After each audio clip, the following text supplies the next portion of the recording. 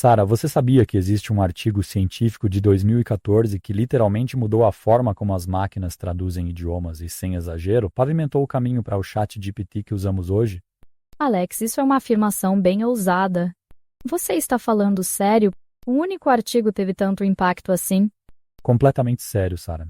Este trabalho revolucionário tem mais de 25 mil citações na literatura científica. Isso é praticamente um recorde histórico para um artigo de inteligência artificial. Para você ter uma ideia, quando um artigo passa de 10 mil citações, ele já é considerado um marco absoluto na ciência. Caramba, 25 mil citações. Mas me explica uma coisa, Alex, o que exatamente esse artigo propôs que foi tão revolucionário? E como era o mundo da tradução automática antes dele? Excelente pergunta. Para entender a revolução, precisamos voltar ao início dos anos 2010. Naquela época, Sara, a tradução automática era dominada por sistemas estatísticos baseados em frases.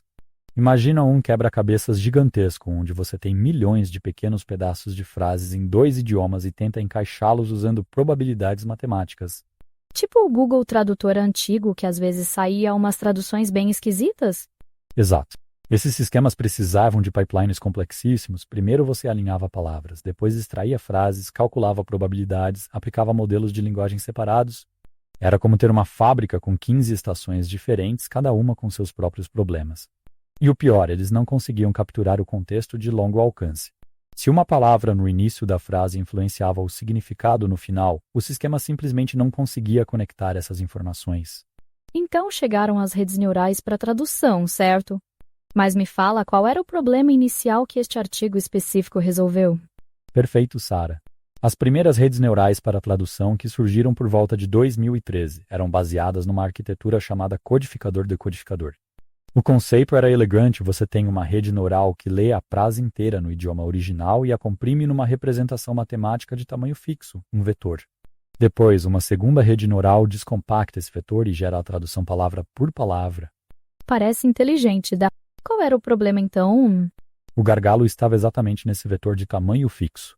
Imagina que você precisa resumir um livro inteiro numa única frase de 10 palavras e depois recontar a história completa baseado só nessas 10 palavras. Funcionava razoavelmente para frases curtas, mas com frases longas muita informação crucial se perdia. Era como tentar enfiar um elefante numa mala pequena. Ah, entendi. E foi aí que veio a grande inovação deste artigo? Exatamente. A inovação genial foi o mecanismo de atenção. Ao invés de forçar toda a informação da frase original num único vetor, os pesquisadores criaram um sistema onde o decodificador pode olhar de volta para qualquer parte da frase original a qualquer momento durante a tradução. É como se, ao traduzir, a máquina pudesse constantemente consultar o texto original. Isso é fascinante, mas como funciona tecnicamente esse olhar de volta? Sara, aqui está a magia matemática. O sistema funciona com 3 componentes principais que hoje conhecemos como consulta, chave e valor, embora nesse artigo original os conceitos ainda não tivessem exatamente esses nomes. Quando o decodificador vai gerar cada palavra da tradução, ele primeiro calcula uma consulta basada no que já foi traduzido até o momento. E essa consulta faz o que exatamente? A consulta é comparada com cada posição da frase original. Essas são as chaves. O sistema calcula um score de similaridade entre a consulta e cada chave, gerando pesos de atenção. Esses pesos dizem: para traduzir esta palavra específica, eu preciso prestar 30% de atenção na primeira palavra original, 50% na oitava palavra, 20% na oitava, e assim por diante. É como se a máquina tivesse desenvolvido a capacidade de focar sua atenção. Daí o nome mecanismo de atenção. Perfeito, Sara. E aqui vem a parte mais elegante: os valores são as representações reais das palavras originais. O sistema faz uma média ponderada desses valores usando os pesos de atenção que acabou de calcular. O resultado é uma representação contextual dinâmica que muda para cada palavra sendo traduzida. Não é mais um vetor fixo para a frase inteira, mas sim uma representação que se adapta constantemente. Isso é genial. Mas me diz uma coisa, Alex, quais foram os resultados práticos? O sistema funcionou melhor que os anteriores? Os resultados foram impressionantes, Sara. Pela primeira vez na história, um sistema puramente neural conseguiu igualar o desempenho dos melhores sistemas estatísticos baseados em frases na tarefa de tradução inglês-francês. Mas o mais importante não foram só os números, foi a qualidade das traduções. O sistema começou a produzir traduções mais fluidas, mais naturais, que respeitavam melhor o contexto de longo alcance. E teve alguma descoberta inesperada durante a pesquisa? Sim, Quando os pesquisadores visualizaram os padrões de atenção, descobriram algo fascinante. O sistema havia aprendido automaticamente a fazer alinhamentos entre palavras dos dois idiomas que faziam muito sentido intuitivo. Por exemplo, quando traduzia The Blue Car para La Voiture Bleue, a atenção mostrava claramente as conexões. The se alinhava com La Car com Voiture e Blue com Blowie. O sistema havia descoberto sozinho a estrutura linguística. Isso é incrível. Mas Alex me ajuda a entender o impacto maior, como esse trabalho específico influenciou tudo que veio depois.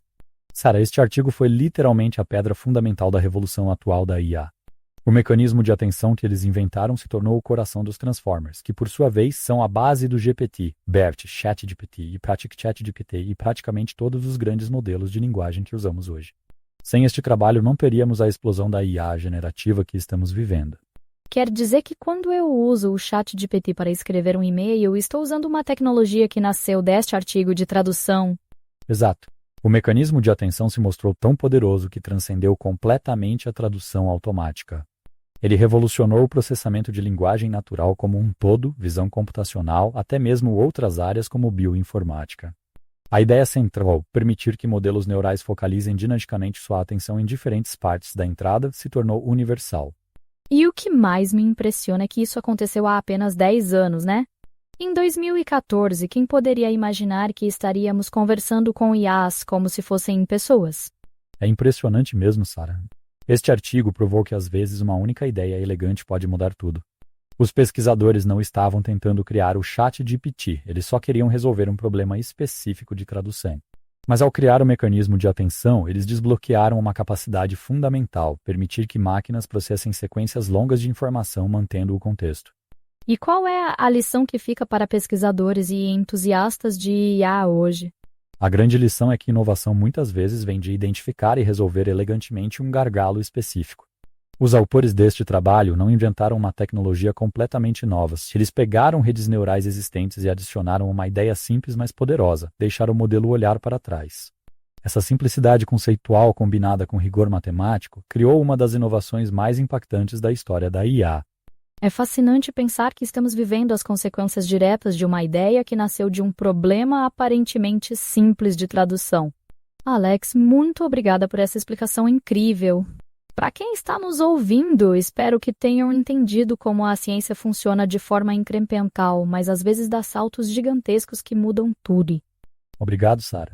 E para nossos ouvintes, lembrem-se, a próxima grande revolução da IA pode estar sendo escrita neste exato momento em algum laboratório ao redor do mundo. A história da ciência nos ensina que as ideias mais transformadoras muitas vezes começam como soluções elegantes para problemas bem específicos.